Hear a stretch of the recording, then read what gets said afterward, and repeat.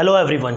आज की इस वीडियो में हम डिस्कस करेंगे हमने कॉन्स्टिट्यूशन का part number first, that means from article 1 to 4, article 1 से 4 हम देखेंगे और साथ ही साथ उससे रिलेटेड बहुत इंपॉर्टेंट फैक्ट्स जहां से आपके लगातार एग्जाम्स में, चाहे आप किसी भी लेवल का एग्जाम दें, लगातार बहुत सारे इंपॉर्टेंट क्वेश्चंस बनते हैं और बार बार ये क्वेश्चंस पूछे जाते हैं। ओके, शुरुआत करते हैं सबसे पहले आर्टिकल नंबर फर्स्ट से। देखिएगा आर्टिकल नंबर फर्स्ट की बात करें तो फर्स्ट आर्टिकल या अनुच्छेद 1 क्या कहता है? India that is Bharat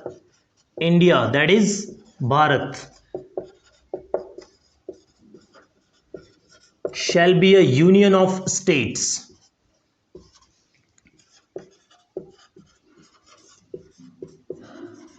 first article आपका कहता है जो इंडिया है वो क्या है? यूनियन ऑफ स्टेट्स है, मतलब राज्यों का एक संघ है। ओके, इसमें 3 चीजें शामिल होती हैं। अच्छा, ध्यान रखिएगा, भारत शब्द का इस्तेमाल कहां हुआ है? आपका आर्टिकल नंबर फर्स्ट में। इसमें 3 चीजें शामिल होती हैं। कौन कौन सी 3 चीजें हैं? ध्यान से समझिएगा। पहला, टेरिटरीज ऑफ स्टेट्स, मतलब राज्यों का राज्य क्षेत्र, जो हमारे भारत के राज्य हैं उनका राज्य क्षेत्र, टेरिटरीज ऑफ स्टेट्स। दूसरा, यूनियन टेरिटरीज, मतलब केंद्र शासित प्रदेश। दूसरी जो सीमाएं हैं वो किसकी हैं? हमारी केंद्र शासित प्रदेशों की, यूनियन टेरिटरीज की। तीसरा, territories that may be acquired,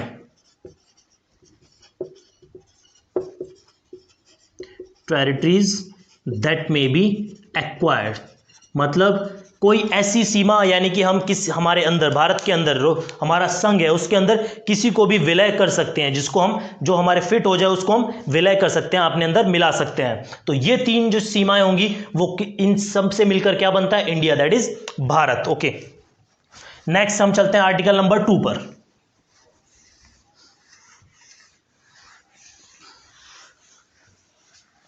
article number 2 क्या कहता है हमारा? Article number 2 is about admission और establishment,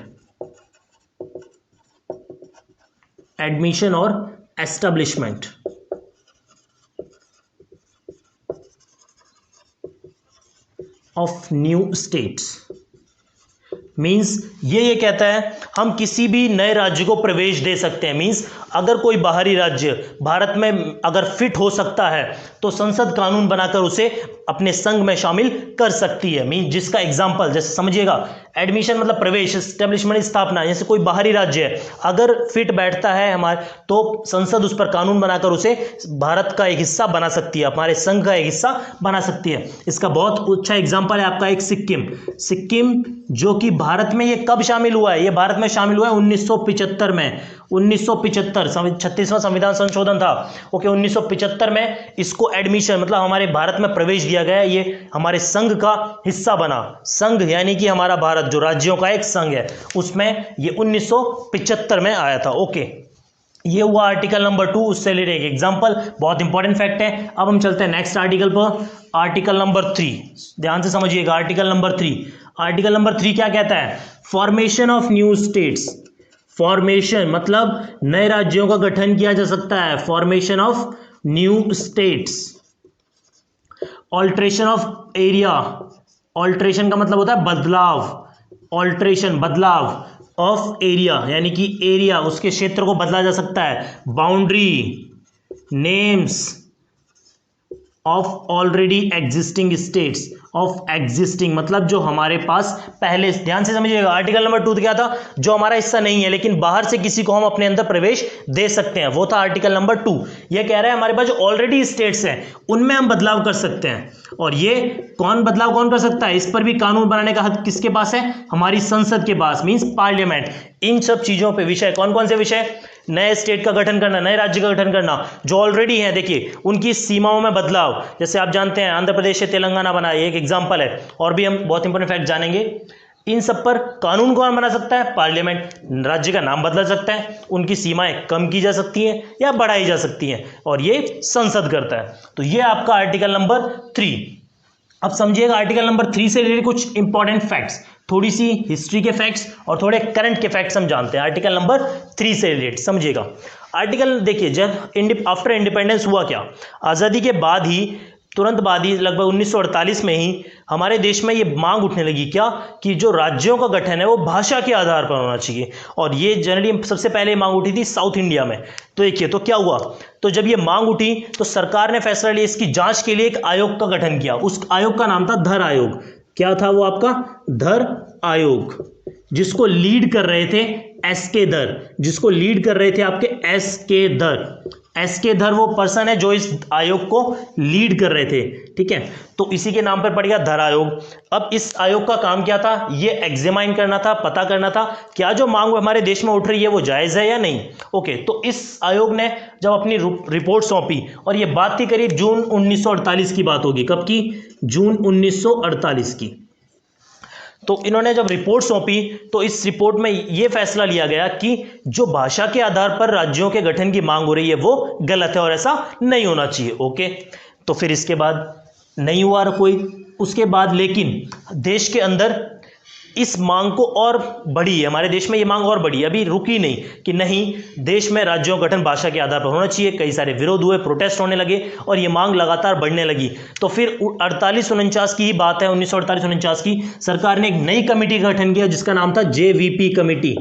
JVP committee, JVP committee ने फिर से एग्जामाइन किया, जांच की और अपनी रिपोर्ट सौंपी।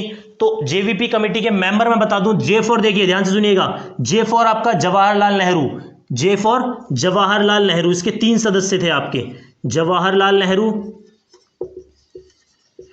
वी फॉर आपका वल्लभ भाई पटेल, आपके इसके 3 सदस्य जो हैं वल्लभ भाई पटेल, और पी है आपका पट्टभी सीतारमैया। ये इसके आयोग, इस कमेटी के मेंबर थे पट्टभी सीतारमैया। इन्होंने भी जांच की और अपनी रिपोर्ट सौंपी और फैसला ये लिया गया कि नहीं, भाषा के आधार पर राज्यों का गठन नहीं होगा। यह फैसला लिया जेवीपी कमेटी ने। लेकिन ध्यान से सुनिएगा, इसके बाद विरोध रुके नहीं, विरोध लगातार बढ़े और डिमांड होने लगी, प्रोटेस्ट होने लगा। तो सरकार को मजबूरन ये फैसला लेना पड़ा और एक राज्य का गठन करना पड़ा भाषा के आधार पर। अब कब और कौन से राज्य का, ये देखते हैं हम। देखिए, 2 कमेटी 2 बार जांच हो चुकी थी, दोनों ने फैसला लिया कि ऐसा नहीं होना चाहिए। लेकिन देश में विरोध बढ़ने की वजह से साउथ इंडिया, और मोस्टली ये साउथ पार्ट की बात है, और लगातार विरोध बढ़े और फाइनली सरकार को मजबूरन ये फैसला लेना पड़ा और एक नए राज्य का गठन किया। और वो राज्य था आपका आंध्र प्रदेश। आंध्र प्रदेश, आंध्र प्रदेश, ध्यान रखिएगा, पहला राज्य है, पहला जो भाषा के आधार पर गठित हुआ। कौन सा? आंध्र प्रदेश। और कब हुआ ये? 1 अक्टूबर 1953 की ये बात है। 1 अक्टूबर 1953 को पहला राज्य जो भाषा के आधार पर गठित हुआ, आंध्र प्रदेश। बहुत इंपॉर्टेंट है, कई बार डायरेक्टली एग्जाम में क्वेश्चन पूछा जाता है इस पे, तो याद रखिएगा आप इसको। और ये किससे अलग हुआ था? मद्रास प्रांत से। ये अलग हुआ था आपका मद्रास प्रांत से, ठीक है। ये बात, क्या इसके बाद भी कभी कुछ ऐसा हुआ? बिल्कुल, इसके बाद हुआ, कई बार हुआ। लेकिन उससे पहले एक इंपॉर्टेंट चीज मैं बता दूं आपको, स्टेट रीऑर्गेनाइजेशन एक्ट जब ये बन गया, देखिए समझने की कोशिश करिएगा, जब एक राज्य का गठन हुआ तो भारत के अलग अलग हिस्सों से, यानी कि हमारी कंट्री के अलग अलग रीजन से, अलग अलग हिस्सों से ये मांग और ज्यादा उठी कि और भी कई राज्यों का गठन भाषाओं के आधार पर होना चाहिए। इस चीज की डिमांड और बढ़ी। जब डिमांड बढ़ी तो एक कानून बनाना पड़ा। अब कौन सा कानून? उसका नाम था state reorganisation act. State reorganisation act.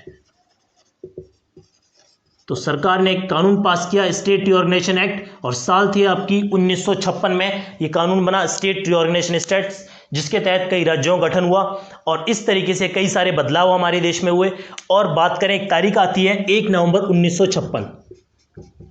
1 नवंबर 1956 ये तारीख क्या है? देखिए, इस तारीख तक भारत में जो राज्यों की संख्या थी और यूनियन टेरिटरीज यानी केंद्र शासित प्रदेशों की संख्या थी, इस तारीख तक वो थी आपकी 14 स्टेट्स। यानी कि हमारे भारत में 14 स्टेट्स बन चुके थे और 6 यूनियन टेरिटरीज, 6 केंद्र शासित प्रदेश बन चुके थे इस तारीख तक, 1 नवंबर 1956 तक। ओके, ये तो बात हुई इस तारीख यहां तक की। लेकिन फिर क्या होता है? देखिए, डिमांड बढ़ती है, कई सारी डिमांड्स आती हैं और चेंजेस होते रहते हैं लगातार। तो बहुत सारे चेंजेस हुए हमारी कंट्री के अंदर, कुछ इंपॉर्टेंट हम जानते हैं। जैसे साल बात करें हम 1960 की, 1960 में हमारे देश में 2 नए राज्य बनते हैं, 2 नए स्टेट्स का फॉर्मेशन होता है। कौन कौन से वो स्टेट्स हैं? बहुत, एक तो है आपका महाराष्ट्र, और दूसरा है आपका गुजरात। बोले ये यस, ये इन दोनों राज्यों का गठन 1960 में हुआ है। और किससे अलग हुआ है ये? बॉम्बे प्रोविंस, यानी पहले बॉम्बे प्रांत जो हुआ करता था उसको हटाकर अब दो नए राज्य बने, महाराष्ट्र और गुजरात। साल थी आपकी 1960। उसके बाद एक और इंपॉर्टेंट ईयर आता है आपका 1963, 1963 में। इस साल भी एक नया राज्य गठन हुआ और ये नया स्टेट था आपका नागालैंड, जो आपका आसाम से अलग होता है, जो आपका आसाम से सेपरेट होकर 1963 में नागालैंड का फॉर्मेशन होता है। उसके बाद एक और 1966 में आपका गठन होता है पंजाब एंड हरियाणा का। ध्यान से सुनिएगा, पंजाब एंड हरियाणा, पंजाब एंड हरियाणा ये अलग किससे हुए? ये पहले पंजाब प्रांत के हिस्सा थे, ये पंजाब प्रोविंस के पार्ट थे, जो 1966 में सेपरेट होकर दो नए स्टेट्स बनते हैं, पंजाब एंड हरियाणा। उसके बाद आपका एक इंपॉर्टेंट ईयर 2000। देखिए ये तो तीन आपको 60, 63, 66।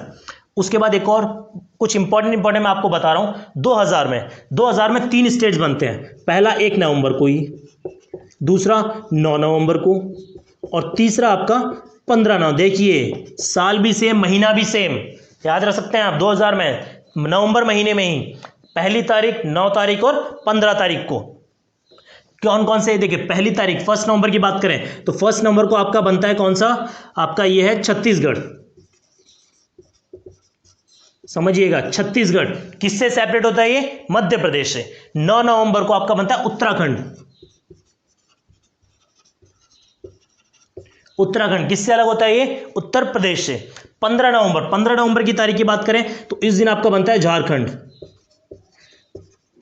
ये आपके वो स्टेट्स हैं जो कौन से साल में इनका फॉर्मेशन हुआ है, मैं आपको बता रहा हूं 1960 में। ये 2000 में 1 नवंबर की बात करें छत्तीसगढ़, 9 नवंबर को उत्तराखंड, 15 नवंबर को झारखंड। और झारखंड किससे सेपरेट होता है? आपका बिहार से अलग होकर झारखंड का फॉर्मेशन होता है। इसके बाद और कोई? हाँ बिल्कुल, तो आपका इंपॉर्टेंट 2014 रिसेंट की बात कर रहे हैं हम, और तारीख है आपकी 2 जून 2014 को कौन सा स्टेट बनता है आपका? तेलंगाना। किससे सेपरेट हुआ आपका? आंध्र प्रदेश से सेपरेट होकर तेलंगाना का फॉर्मेशन होता है। ओके, इसके बाद और कोई? बिल्कुल है, 2019 में आइए। 2019 पे करंट का क्वेश्चन बन सकता है आपका। 2019 में J&K reorganisation act, J&K Jammu and Kashmir, J&K reorganisation act आपको पता होगा सभी, बहुत इंपॉर्टेंट करंट का क्वेश्चन बन सकता है यहां से। J&K रीऑर्गेनाइजेशन एक्ट, जिसमें जम्मू कश्मीर को राज्य का दर्जा हटाकर, जम्मू कश्मीर में से राज्य का दर्जा हटाकर 2 केंद्र शासित यानी 2 यूनियन टेरिटरीज बनाई गई हैं। क्या क्या नाम है उनके? एक तो आपका जम्मू कश्मीर ही है, एक तो आपका J&K ही है, और दूसरा आपका लद्दाख। ये 2 यूनियन टेरिटरीज बनाई गई हैं। जम्मू एंड कश्मीर का राज्य का दर्जा खत्म कर दिया गया, समझिएगा, राज्य नहीं है वो, अब 2 केंद्र शासित प्रदेश हैं, एक तो जम्मू कश्मीर और दूसरा लद्दाख। ओके, और साल थी आपकी 2019। ये लागू कब हुआ? देखिए ये लागू हुआ 31 अक्टूबर को। ये लागू हुआ 31 अक्टूबर को, ध्यान से सुनिएगा, 31 अक्टूबर को ये लागू हो गया। क्या इसके बाद भी कभी कुछ ऐसा हुआ? हाँ, एक और बदलाव हुआ है आपका, बहुत ही रिसेंट, 2020 में ही, और तारीख है आपकी 26 जनवरी को ये लागू हो गया। 26 जनवरी 2020 को क्या चीज? दादर एंड नगर हवेली, आपकी 2 केंद्र शासित प्रदेश आपको पता होना चाहिए, दादर एंड नगर हवेली, और दूसरी दमन एंड दीव। इन दोनों को मर्ज कर दिया गया है। मर्ज कर दिया गया मतलब मिला दिया गया है। दमन एंड दीव, दादर एंड नगर हवेली और दमन एंड दीव को मिलाकर एक ही यूनियन टेरिटरी डिक्लेयर कर दी गई है। तो ये कब की गई? 2020 में, और तारीख 26 जनवरी को ये इफेक्ट में आ गया। ओके, आप चाहें तो एक स्क्रीनशॉट ले सकते हैं इसका।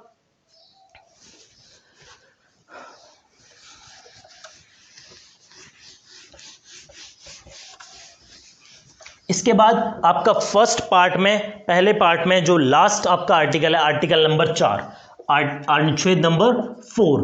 ओके, आर्टिकल 4 की बात करें, ये क्या कहता है? आर्टिकल 4 समझिएगा, आर्टिकल 4 समझने की चीज है। आर्टिकल 4 ये कहता है जो भी ऊपर के आर्टिकल्स, मतलब आपके आर्टिकल 2 और 3 जो में बदलाव हुए हैं, जो बदलाव होंगे वो आर्टिकल 368 के तहत नहीं होंगे, मींस वो संविधान में संशोधन नहीं माने जाएंगे। यस, संशोधन करना पड़ेगा आपको अगर आप शेड्यूल या अनुसूची में शामिल करते हैं। पहला जो चेंजेस होंगे फर्स्ट या 4 में, वो तो संविधान में संशोधन होता है। लेकिन ये देखिए, समझिएगा, बात समझिएगा, आर्टिकल 368 जो है, बाद में हम डिस्कस करेंगे अच्छे से। 368 में जो संविधान संशोधन की बात करता है, तो ये माना जाता है, आर्टिकल 4 कहता है आर्टिकल 2 और 3 में जो चेंजेस होंगे that will not be according to article 368, वो आर्टिकल 368 के तहत नहीं होंगे, वो सिंपल मेजोरिटी से आप पास कर सकते हैं, ठीक है ना, सिंपल मेजोरिटी से जो भी कानून बनाना है वो सिंपल मेजोरिटी के तहत बन जाएगा। ओके, और कानून कौन बनाने का हक किस पे है? ये हमारे भारत की संसद, इंडियन पार्लियामेंट। तो ये थे आपका पार्ट नंबर फर्स्ट, आर्टिकल 1 से 4 और बहुत सारे फैक्ट्स जहां से आपके क्वेश्चंस बनते हैं। अगर आपको वीडियो पसंद आई है तो इसको चैनल को सब्सक्राइब करें और वीडियो को शेयर करें। Thank you so much.